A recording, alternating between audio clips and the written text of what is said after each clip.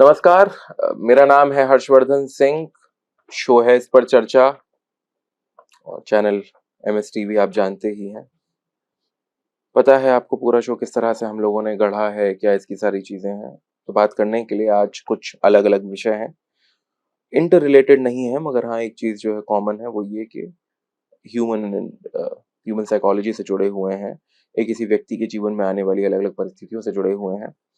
बात करने के लिए हमारे साथ हैं डॉक्टर सुशील भारती, डॉक्यूमेंट्री फिल्म मेकर और वर्तमान में director broadcasting, radio Noida 107.4 FM। चलेंगे और बात करेंगे। पहली बार मैं ऐसे पन्ने पे लिख कर लेके आया हूँ, आमतौर पर वरना पर्चियां रखता हूँ मैं। बढ़िया है सर, स्वागत है बहुत। बहुत बहुत शुक्रिया हर्ष, मुझे एक बार फिर आमंत्रित करने के लिए।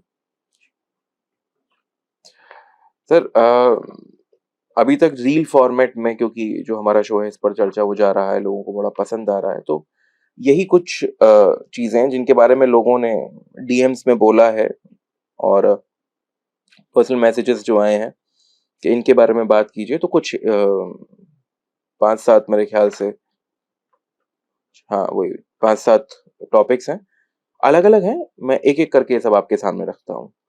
सबसे पहली चीज जो अधिकांश मतलब आई है, और ये एक आयु वर्ग की तरफ से आई है, which is from 14-15 till the mid 30s, उस तक के लोगों की तरफ से ज्यादा है जो एज ग्रुप है। वो है मेच्योरिटी के ऊपर, कि मेच्योर बनो। मेच्योर बनो में उनका कहना यह है कि अक्सर माँ बाप जो है वो हमसे कहते हैं मेच्योर बनो मेच्योर बनो, और चीजों को समझो, देखो, परखो। मगर जब यही चीज हम उनसे एक्सपेक्ट करते हैं कई बार, तो वहां से चीजें नल एंड वाइड हो जाती हैं। मतलब बड़ी एक तरफा सी हो गई है ये चीज। तो इस पर मैं आपका वो चाहूंगा टेक। बिल्कुल, बहुत बहुत शुक्रिया हर्ष कि इस तरह का विषय जो है वो लिया है। मैं जरूर इस पर बात बोलना चाहूँगा। सबसे पहले तो ये है कि हमारा जो अपब्रिंगिंग है किसी भी बच्चे का, तो हम देखते हैं कि बहुत सारे जो बच्चे हैं उनको समय के, उम्र के पड़ाव पर उनको बहुत सारी चीज़ें सिखाई जा रही होती हैं, और अपेक्षा माता पिता की ये होती है कि मैच्योर बनिए, मैच्योरिटी होनी चाहिए। क्योंकि कई बार सुनने में आता है कि भाई अभी तुम्हें अक्ल नहीं है, अभी तुम्हें तजुर्बा नहीं है, अभी तुम्हारे अंदर वो बात नहीं है। तो जब ये सब बातें हो रही होती है तो वो मैच्योरिटी की ही बात कर रहे होते हैं कि भाई you should talk like a mature person. और एक मैच्योरिटी जो है वो 22-24 साल के लड़के से, लड़की से ये अपेक्षा की जाती है कि वो एक तरीके से मैच्योर होकर के बिहेव करें और मैच्योरिटी अपनी प्रदर्शित करे हर काम के अंदर। सर, काउंटर क्वेश्चन, वस्तुतः अगर हम बात करें तो मैच्योरिटी क्या है, उसकी परिभाषा क्या है? मैच्योरिटी की परिभाषा ये है कि जब व्यक्ति अपना विवेक इस्तेमाल करके, हाँ, विवेकशीलता का इस्तेमाल करके, बुद्धि का इस्तेमाल नहीं कह रहा हूं मैं, बुद्धि और विवेकशीलता के अंदर अंतर है। बुद्धि तो जानवर में भी होती है, वो किसी गड्ढे में गिर नहीं जाता है, लेकिन विवेकशील नहीं होता। विवेकशील का मतलब है कि अच्छा क्या है और बुरा क्या है।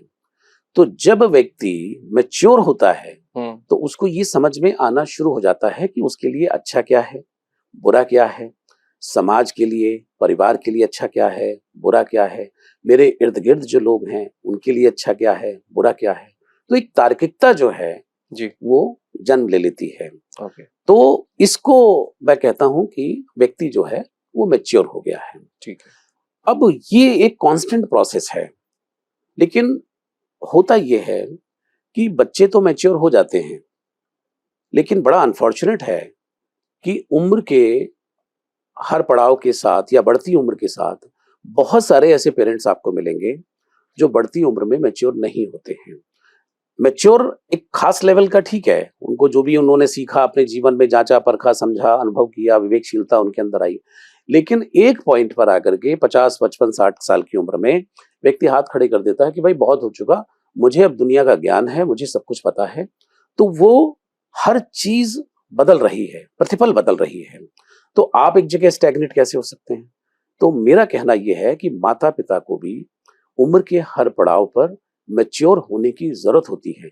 जो क्लैशेस होते हैं यंग जनरेशन के साथ या बच्चों के साथ में, वो क्लैशेस होते ही इसलिए हैं कि बच्चा तो मैच्योर हो गया, लेकिन आप जो हैं एक जगह थम गए हैं, रुक गए हैं, आप मैच्योर नहीं हो पा रहे हैं वक्त के साथ। आपको भी आवश्यकता है निरंतर उस एक बदलाव का हिस्सा बने रहने की। बिल्कुल बदलाव का हिस्सा बनने की, रहने की उम्मीद वो है आपको। तो आप पूर्णता को प्राप्त नहीं हो गए हैं, अगर एक उम्र को आप पार कर गए हैं जी तो। बिल्कुल, आप स्टैग्नेशन अगर हो जाएंगे, देखिए स्थिरता जहां पे व्यक्ति रुक गया है, जी। थम गया है, जैसे तालाब का पानी जो है और जी। नदी के प्रवाह में एक बहुत बड़ा बेसिक अंतर होता है जी।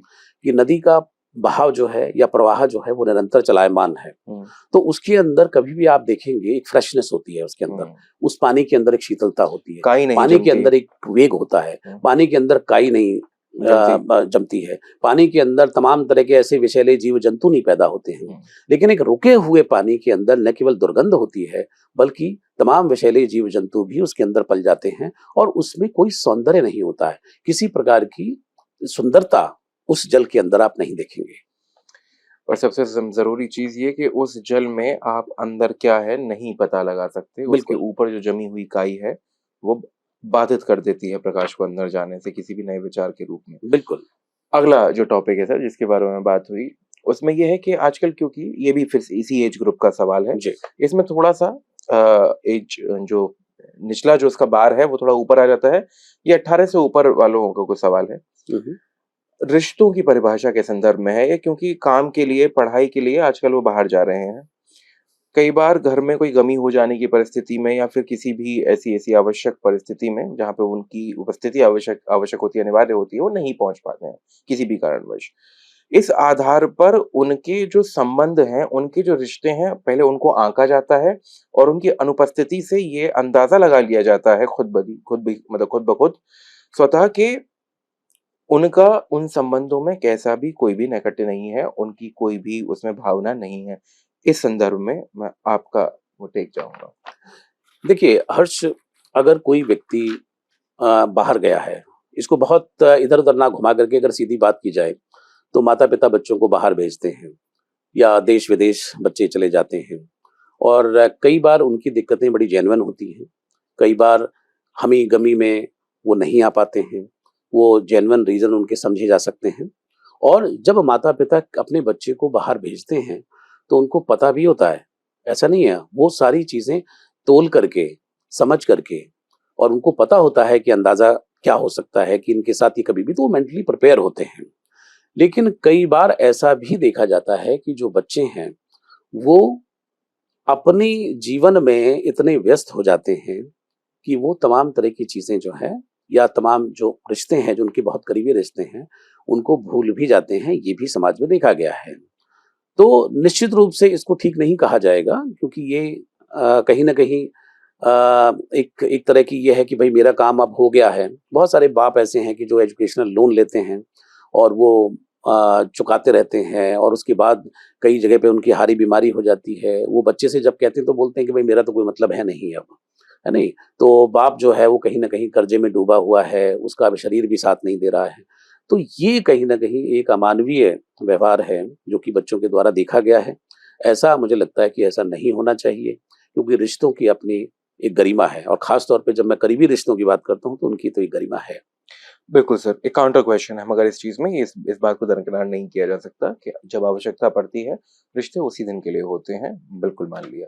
मगर एक परिस्थिति ये भी आती है कि अगर मेरे माता-पिता का नैकट्य किसी एक रिश्तेदार से, सगे संबंधी से बहुत ज़्यादा है, प्रगाढ़ है उनके संबंध और मेरे उनसे वो संबंध नहीं है, मेरा उनसे वो प्यार नहीं है या फिर वो भावना जो है मैं इतना ज़्यादा उनसे जुड़ाव महसूस नहीं करता हूँ।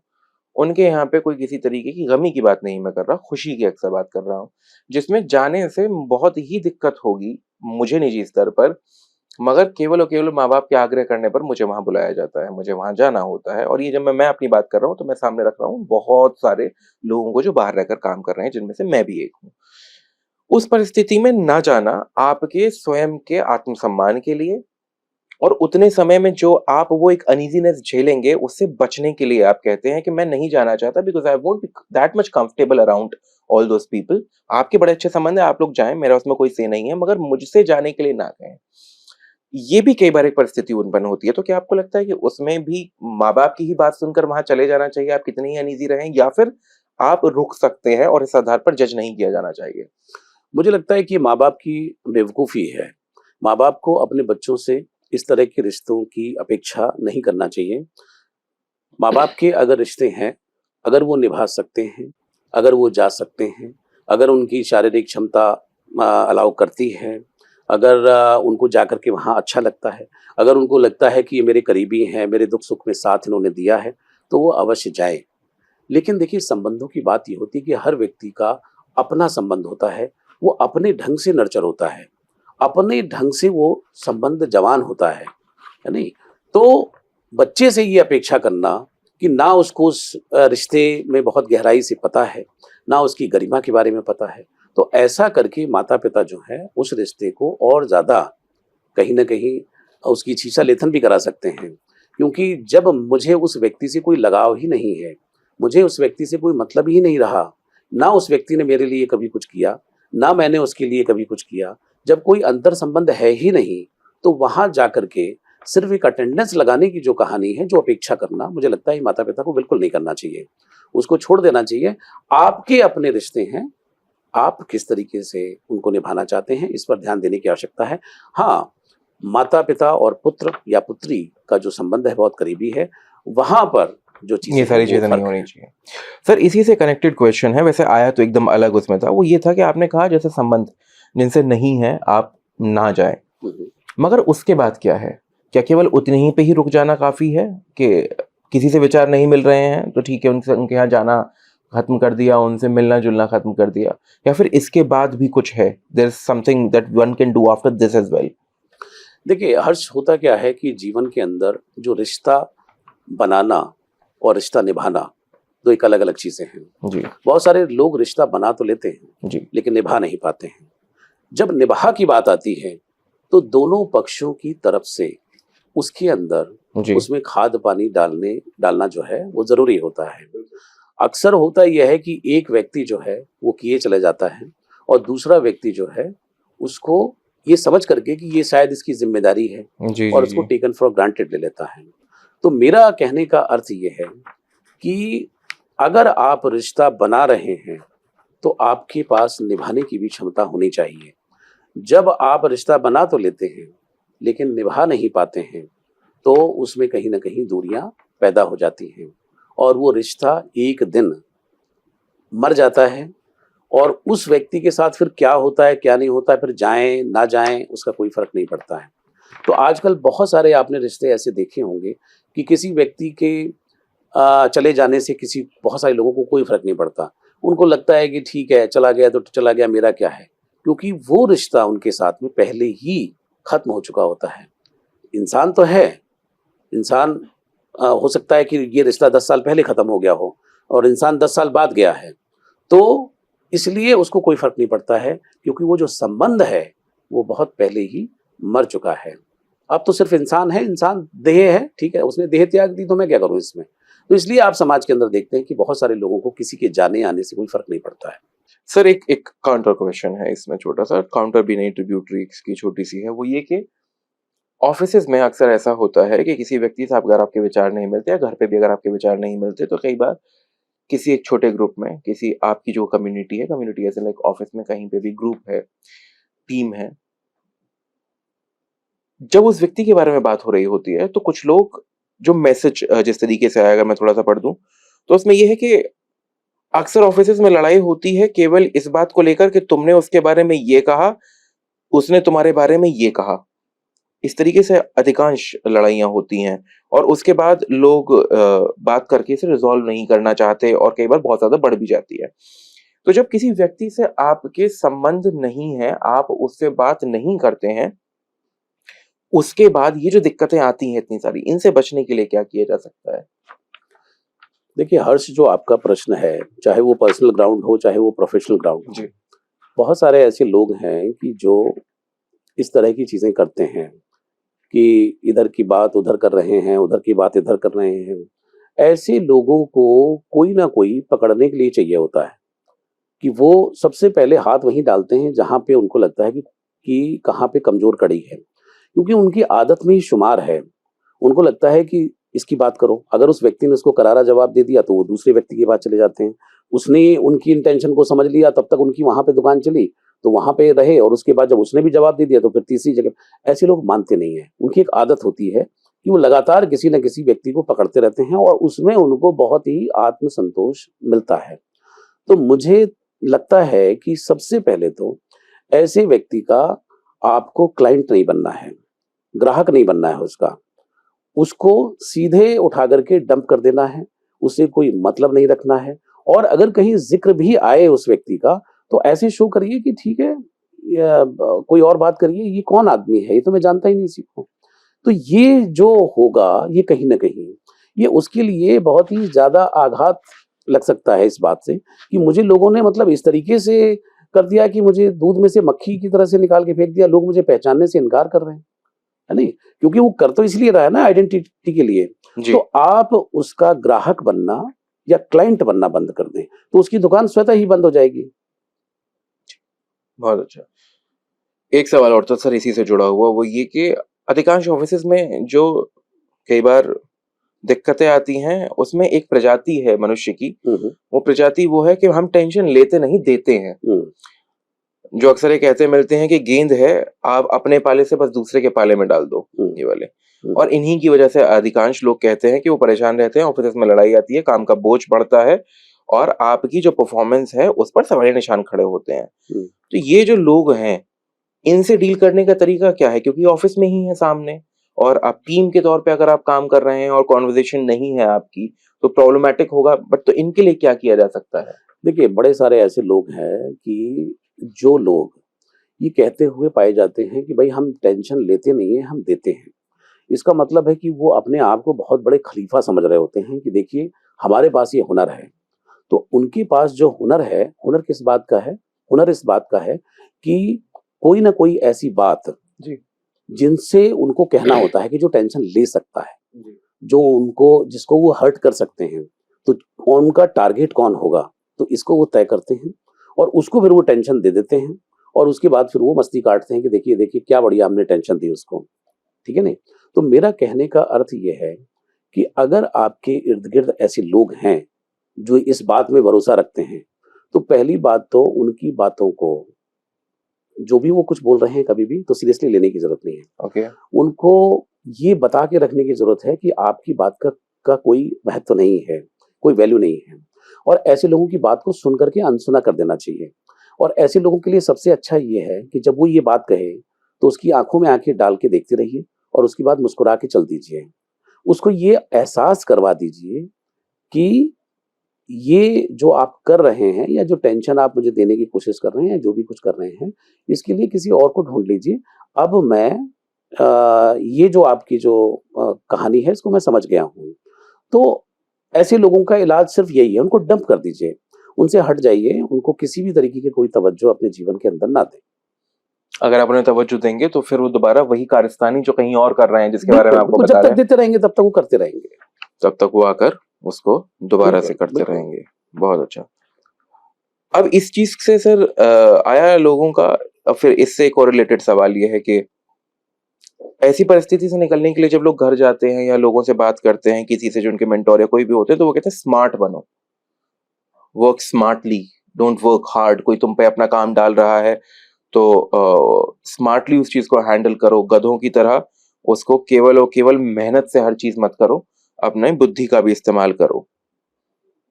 ये जो पूरी चीज़ है सर, कह देने भर के लिए तो ठीक है, सुनाई दे गई, मगर मेथड क्या है ऑफ बीइंग स्मार्ट? तरीका क्या है स्मार्ट होने का? स्मार्ट होने के लिए अच्छे से तैयार होके जाया जाए, लाली लिपस्टिक लगाई जाए, क्या किया जाए स्मार्ट होने के लिए? अ, ये जो स्मार्टनेस की जो परिभाषा है या स्मार्ट बनिए और स्मार्ट रहिए और स्मार्टली काम करिए, ये मुझे ऐसा लगता है कि 10 साल पहले ये स्थिति जो थी, वो लोग इस तरह का ज्ञान दिया करते थे। मुझे लगता है कि आज जो समय है, वो अलर्ट होने का है। अगर आप अलर्ट होंगे, आप अपने पर्सनल जीवन में या फिर आपके प्रोफेशनल जीवन में, तो अलर्ट होंगे तो स्मार्ट अपने आप हो जाएँगे। क्योंकि आज कौन-सा व्यक्ति आप पर टॉन्ट कस रहा है, कौन आपकी मेंटल हेल्थ को खराब कर रहा है, कौन आपको परेशानी देना चाहता है, कौन आपको पीड़ा देना चाहता है, तो उसकी भी पहचान आप अलर्ट होके कर सकते हैं। और कौन व्यक्ति जरूरत से ज्यादा मीठा है, जिसकी हर बात में चाशनी का रस जो है वो टपक रहा है, तो उससे भी अलर्ट रहने की जरूरत है। तो आज का जो समय है वो स्मार्टनेस से एक कदम आगे है, वो अलर्ट रहने का समय है। जो लोग अलर्ट हैं वो अपने आप को बचा पा रहे हैं, अपने आप को सुरक्षित रख पा रहे हैं। और जो लोग सिर्फ इसमें कि भाई स्मार्टली काम करिए, तो काम तो करते रहिए, ठीक है भाई, अच्छे जो भी है स्मार्टनेस की जो भी परिभाषा है वो करते रहिए, बट आई थिंक कि आज के समय में अलर्ट होना बहुत जरूरी है। टू बी ऑब्जर्वेंट, अपने आसपास की जो बिल्कुल, वातावरण ये है उन आपकी सब भी चीजों के बारे विजिलेंट में बिल्कुल बिल्कुल वो रहना चाहिए। बहुत अच्छा सर। अब कुछ लोगों का एक सवाल था, वो था सच को लेकर। वो ये था कि सच जो है इससे कई बार रिश्ते खराब हो जाते हैं। अभी तक की जो हमारी पढ़ाई है, जो बताया गया है, वो ये है कि सच बोलना चाहिए। वहां फिर कुछ लोग प्रैक्टिकलिटी लेके आते हैं कि आप जो सामने की परिस्थिति है उसके आधार पर आप सच बोलिए। कुछ लोगों का मानना ये है, जो कि पुरोधा बने हुए हैं सत्य के, कि किसी भी परिस्थिति में आपको बोलना तो सत्य ही चाहिए। आपका टेक क्या है? और ये सवाल आ कहाँ से रहा है? ऑफिसेज में कई बार क्या जरूरी होता है पूरा सत्य आपको बता देना? दूसरी परिस्थिति आई है निजी संबंधों में, क्या पूरा सत्य, अर्ध सत्य, या फिर वो सत्य जिसकी आवश्यकता है केवल उतना बताना? मतलब इसका कौन सा पक्ष है जो आपको लगता है कि इन जनरल कोई इस्तेमाल कर सकता है या फिर जिसके साथ रह सकता है सच का? देखिए हर्ष, अगर आज के संदर्भ में हम बात करें तो आज अगर पूरे दिन अगर व्यक्ति सच बोलना शुरू कर दे और अगर एक हफ्ते अगर वो सच बोल ले, तो उससे बुरा इंसान इस धरती पर कोई नहीं होगा। आज मैं ये नहीं कहता कि आपको सच नहीं बोलना चाहिए, लेकिन सारे सच आप नहीं बोल सकते आज के समय में। आप नौकरी में भी हैं, आप बिजनेस भी करते हैं, आप एंटरप्रेन्योर हैं, आपका अपना पर्सनल जीवन है। कहने का अर्थ ये है कि अगर कहीं किसी को नुकसान हो रहा है, मसलन आप ही को नुकसान हो रहा है, तो कहीं कुछ झूठ भी बोलने पड़ते हैं। ये आज का समय है। तो मैं ये नहीं कहता कि हर समय सच बोलने की जरूरत है, लेकिन कई सच ऐसे होते हैं कि जिनको बोलना भी जरूरी है। जैसे कि बहुत सारी ऐसी चीजें हैं कि आपको बॉदर कर रही हैं, आप घुट रहे हैं, आप उस व्यक्ति से परेशान हैं, इस व्यक्ति से परेशान हैं, ऑफिस में परेशान हैं, निजी संबंधों में परेशान हैं, कोई व्यक्ति आपको जो है परेशान कर रहा है। तो कई बार ये आवश्यक हो जाता है कि आप सच बोल दें। सच बोलना बहुत जरूरी हो जाता है ना? कई बार मैं देखता हूं कि लोग ना नहीं कर पाते हैं किसी को, तो ना करने की भी आदत डालनी चाहिए। सच बोलना चाहिए, अगर नहीं पसंद है तो बिल्कुल नहीं पसंद है। हाँ? तो मेरा कहना यह है कि आप सारे सच नहीं बोल सकते, लेकिन कुछ सच ऐसे हैं कि जो आपको बोलने चाहिए। अगर आप उन सच को भी नहीं बोलेंगे तो मुझे लगता है फिर गड़बड़ है।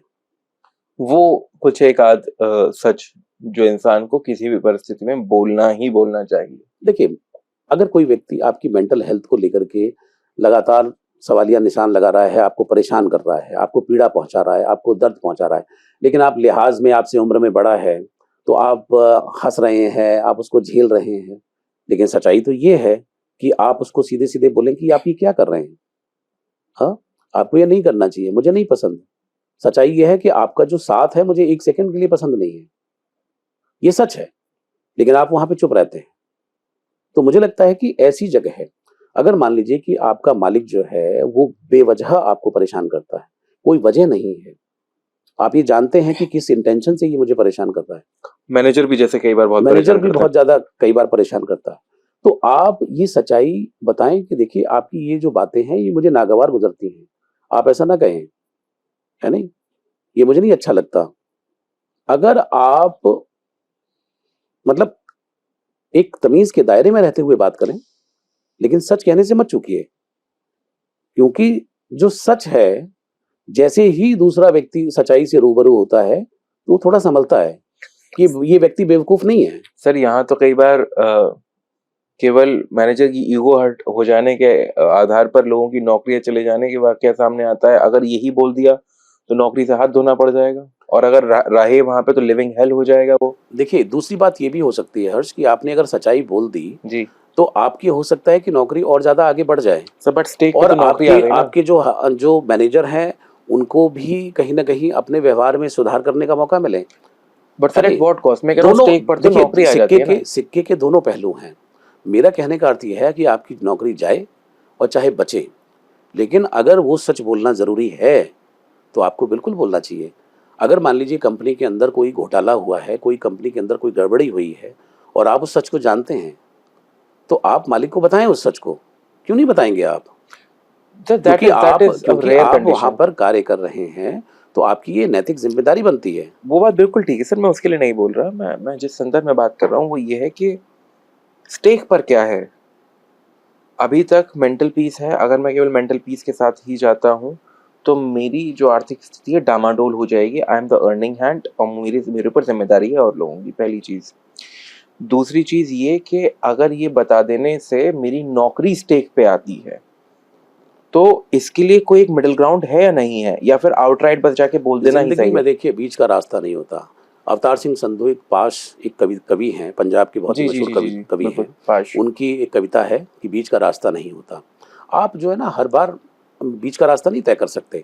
आपको जीवन में कुछ बातें स्टैंड लेना चाहिए, स्ट्रांगली लेना चाहिए। ऐसा नहीं है कि जहाँ पे आप काम कर रहे हैं कि एकमात्र दुनिया में पूरे भूमंडल पे यानी पूरे ब्रह्मांड में अकेली वही कंपनी है, ऐसा थोड़ी है। जी दुनिया में हज़ार काम हैं करने के लिए। करने वाले के लिए हज़ार नौकरियाँ हैं, ना करने के वाले के लिए कुछ भी नहीं है। अरे थोड़ा बहुत कम ज़्यादा होगा, कम भी हो सकता है, थोड़ा ज़्यादा भी हो सकता है, इतनी टेंशन क्यों लेनी है? लेकिन जो सच बोलना है वो तो बोलना पड़ेगा ना, उसको लेकर के थोड़ी जी सकते हैं, उसके लिए थोड़ी अपनी मेंटल हेल्थ खराब कर सकते हैं, अपना शरीर खराब कर सकते हैं, अपना क्षरण नहीं कर सकते। बिल्कुल नहीं कर सकते हैं। बिल्कुल। चलिए सर, बहुत बहुत धन्यवाद। आज के तो सवाल यही थे। अब दोबारा देखते हैं और किस प्रकार के क्या सवाल आते हैं, फिर आपसे डिस्कशन होगा और समझने की कोशिश करेंगे कि क्या और किस तरह से अपने जीवन को बेहतर बनाया जा सकता है। आज के लिए बहुत बहुत धन्यवाद आपका। बहुत-बहुत शुक्रिया हर्ष, इन विषयों पर बात करने के लिए।